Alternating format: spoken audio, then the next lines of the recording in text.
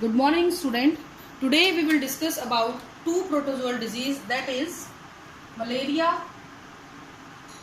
and amoeboisis. तो दो disease के बारे में हम लोग आज बात करेंगे, मलेरिया के बारे में और अमीबोसिस के बारे में.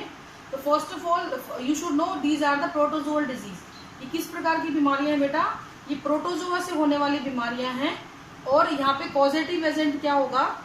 एक प्रोटोजोआ होगा. Positive agent for disease is a protozoa. ठीक है.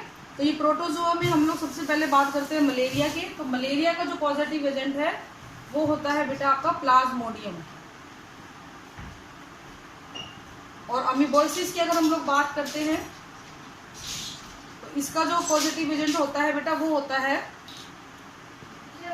Entamoeba histolytica.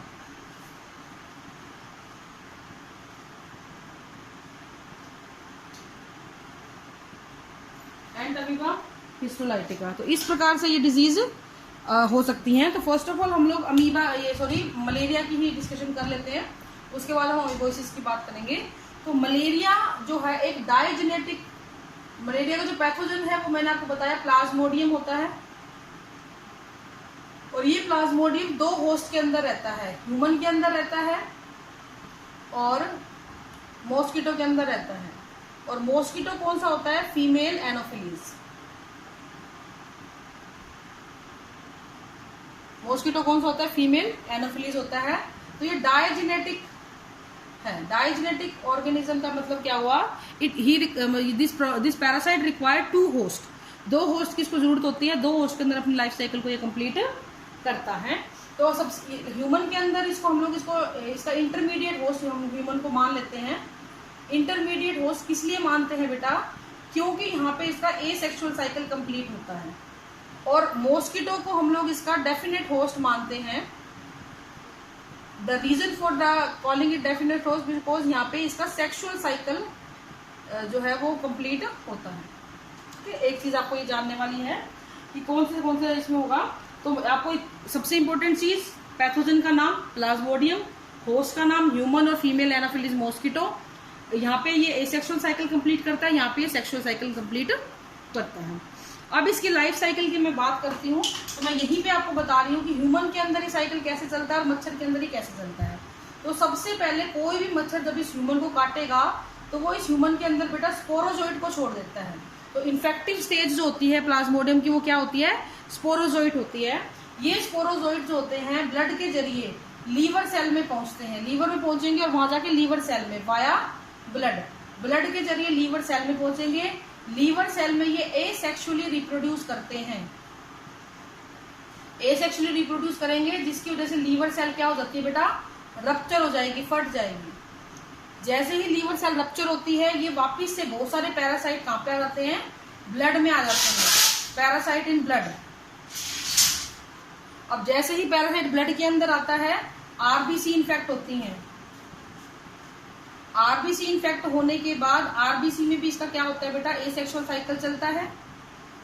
ठीक है. आरबीसी में इसका एसेक्सुअल साइकिल चलेगा और इस एसेक्सुअल साइकिल की वजह से क्या होगा बेटा? जो आपकी आरबीसी है वो भी रप्चर हो जाएगी. और जिस दिन ये आरबीसी रप्चर होती है आपको फर्स्ट सिम्टम आता है चिल्स के साथ आपको फीवर होगा, ठंड के साथ आपको बुखार चढ़ेगा. ये आरबीसी से बहुत सारे पैरासाइट बाहर निकलेंगे और ये नई आरबीसी सेल को अफेक्ट करेंगे. और इन पैरासाइट्स को अब हम लोग क्या बोलेंगे? गैमेटोसाइट.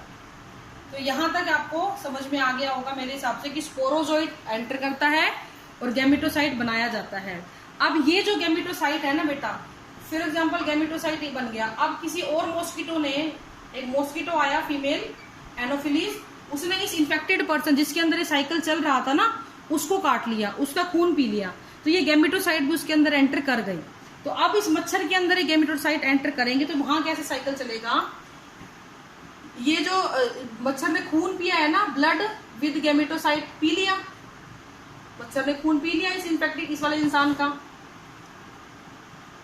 ठीक है. जैसे ही मच्छर ने खून पिया इस इंसान का, इसके स्टमक के अंदर ये पैरासाइट चला जाता है. ठीक है। स्टमक के अंदर जाके यहाँ पे इसका स्टमक में ही इसका फर्टिलाइजेशन होगा गैमेट्स का, और जाइगोट डेवलपमेंट होगा गैमेट्स का, ठीक है। तो आपको ये बात बहुत अच्छे से पता है कि जब भी गैमेट्स यूज करते हैं तो फर्टिलाइजेशन होता है, मींस सेक्सुअल रिप्रोडक्शन हो रहा है, और वही हमने आपको बताया था। जाइगोट डेवलप हो गया स्टमक के अंदर। अब ये जो जाइगोट बनता है ना, ये अपने आप को ऐसे बना हुआ है और ये अपने आप को कन्वर्ट कर लेता है इस तरीके से, ऊकिनिट्स बोलते हैं इसको। ये आपका जाइगोट है और इसको बोलेंगे ऊकिनिट। ये इलोंगेट हो गया और इसको अब हमने क्या बोलना शुरू कर दिया, ऊकिनिट बोल दिया। ये ऊकिनिट मूवेबल होते हैं और ये जो उसका स्टमक होता है ना, उसकी वॉल के अंदर बोर करके उसमें रहना शुरू कर देते हैं, ऐसे लंबे लंबे। जो मच्छर की स्टमक वॉल होती है ना, उसके अंदर ये रहने शुरू कर देते हैं। इस तरीके से उभारदार उसका स्टमक हो जाता है। फाइनली ये उस साइट में कन्वर्ट हो जाते हैं। जैसे ही स्टमक वॉल के अंदर ये ऊकिनिट आते हैं, धीरे धीरे ये किस में कन्वर्ट हो जाते हैं बेटा, ऊ साइट में कन्वर्ट हो जाते हैं। और ये ऊ साइट फिर फाइनली बॉडी कैविटी में पहुंच के किस में कन्वर्ट होता है, ये ऊ साइट जाएगा बॉडी कैविटी में और वहां पे जाके ये कन्वर्ट हो जाता है बेटा स्पोरोजोइट। और स्पोरोजोइट आपको पता है इन्फेक्टिव स्टेज थी। इस स्टेज पे जब स्पोरोजोइट मच्छर के अंदर बन गया, ये मच्छर के सलाइवरी ग्लैंड में भी जाएंगे, स्पोरोजोइट पूरी जगह फैल जाएंगे। तो जब ये स्पोरोजोइट फैलते हैं तो पूरा का पूरा जो ऑर्गेनिज्म है उसके अंदर, पूरे के पूरे मच्छर के अंदर स्पोरोजोइट आ गए। जैसे ही ये मच्छर किसी दूसरे हेल्दी पर्सन को काटेगा, सारे स्पोरोजोइट वहां पे छोड़ देगा, उस हेल्दी पर्सन के अंदर फिर से ये साइकिल चलना शुरू हो जाएगा। तो इस तरीके से 2 होस्ट के अंदर इसका साइकिल चलता है। ये वाला पार्ट एसेक्सुअल है, ये वाला पार्ट सेक्सुअल है। इस पार्ट को ह्यूमन में परफॉर्म किया जाता है, सेक्सुअल पार्ट को फीमेल मॉस्किटो के अंदर परफॉर्म किया जाता है, ठीक है। तो ये इस तरीके से इसका लाइफ साइकिल होता है। तो डाइजेनेटिक, क्योंकि दोनों होस्ट यहाँ पे यूज हो रहे हैं। Now the question come is कि इसका सिम्टम्स आपको कैसे पता लगेंगे। देखो, एक तो इसका इंक्यूबेशन पीरियड लगभग 1 से 14 दिन का इंक्यूबेशन पीरियड होता है। 1 to 14 डेज का इसका इंक्यूबेशन पीरियड है। अगर आपको चिल्स के साथ बुखार आ रहा है, ठंड चढ़ के बुखार आ रहा है और स्वेटिंग के साथ बुखार उतर रहा है, पसीना आके बुखार उतर रहा है, तो आप ये मान सकते हैं कि मलेरिया हो गया है, ठीक है। दूसरा, थकान रहेगी, ये जो कॉमन सिम्टम होते हैं, रेस्टलेसनेस हो जाएगी, फीवर तो मैंने बताई दिया आपको, भूख बढ़ जाएगी, एपेटाइट लॉस हो जाएगा, मस्कुलर पेन रहेगा, सिर में दर्द रहेगा, ठीक है, स्वेटिंग बहुत ज्यादा होगी। इस प्रकार से जो सिम्टम आते हैं, तो वो किसके सिम्टम है, आपके मलेरिया के सिम्टम्स हो सकते हैं। एक चीज हमेशा ध्यान रखना, जब भी ठंड चढ़ के बुखार चढ़ता है ना, उस टाइम पे आपको ब्लड की सैंपलिंग करवानी है, क्योंकि वो एग्जैक्ट मेजरमेंट होता है कि मलेरिया पैरासाइट बॉडी में है या नहीं। रेस्ट ऑफ द टाइम ये पैरासाइट या तो लीवर सेल के अंदर एंटर करा हुआ होता है या आरबीसी के अंदर गया हुआ होता है। तो इस वजह से क्या होता है, आपके आरबीसी के अंदर छुप गया, लीवर सेल के अंदर छुप गया, तो ये दिख नहीं पाता है। लेकिन नॉर्मली जो है ये जब रप्चर होंगे तो दिखेगा, इसलिए उस टाइम पे आप इसको करते हो। कंट्रोल कैसे किया जाएगा इसका, कंट्रोल के लिए एक एजेंसी बनी हुई है, एंटी मलेरिया डिपार्टमेंट बना हुआ है। नेशनल मलेरिया इरेडिकेशन प्रोग्राम के तहत एक संस्था बनी हुई है जो हर हॉस्पिटल में मिलती है। इनका काम होता है बेटा लोगों को एजुकेट करना, इसके अलावा लोगों को सुविधाएं प्रदान करना, साफ सफाई रखवाना, ताकि मच्छर पैदा ना हो। ट्रीटमेंट के लिए अगर हम बात करते हैं तो हाइड्रोक्सीक्लोरोक्विनोन इसमें यूज की जाती है।